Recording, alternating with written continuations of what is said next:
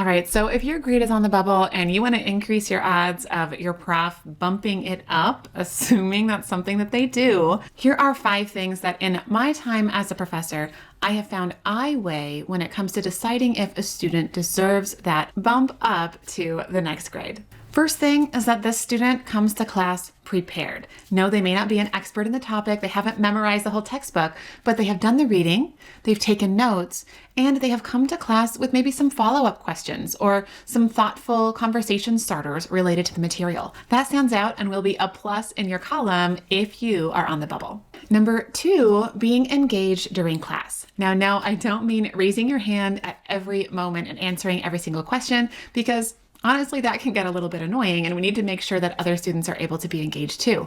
What this means is making sure that you are actively engaged in discussions, that you are asking questions here and there, that you are all in on class exercises, just demonstrating that you are there to learn and do your best. Again, this doesn't have to do with mastery or memorization or being a straight A student. This has to do with doing your best and showing up. Number 3 here is being a helper. So when I see students helping fellow classmates, whether that's a student fell behind in note-taking during lecture and you're showing them your notes real quick so they can catch up, or maybe after class you're comparing notes or you're studying together, or maybe if you are more confident in this part of the material, you are tutoring a little bit. Anything that demonstrates that you're willing to help someone else, even if it might be inconvenient for you, goes a long way to helping me be willing to bump that grade up.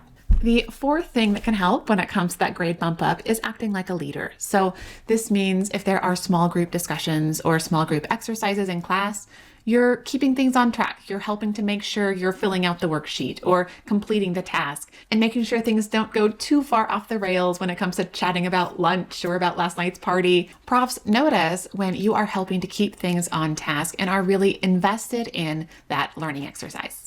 And number 5 is demonstrating effort. So again, effort is different from the grade, from the product.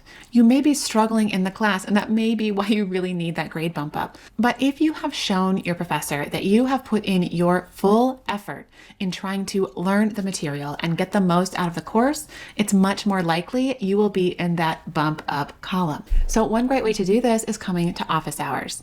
Maybe you're going over past exams or assignments and asking any follow-up questions you might have about the grade or about any questions you got wrong. Or maybe you have a couple questions about the last chapter or the last lecture that you just like to ask the prof about. Just taking a little bit of time out of what I'm sure is a very busy schedule to come to office hours and do that extra step engagement can really pay off. Now, if the idea of going to office hours is a little bit terrifying for you, definitely check out this video up here next, where I talk through some strategies to make sure your office hours visit can be productive and as stress-free as possible. So I'll see you over there.